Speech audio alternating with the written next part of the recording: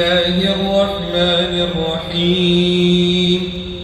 لله ما في السماوات وما في الأرض وإن تبدوا ما في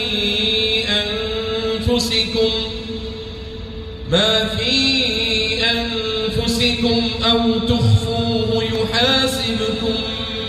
به الله فيغفر لمن يشاء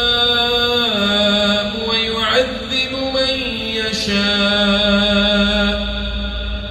والله على كل شيء قدير. آمن الرسول بما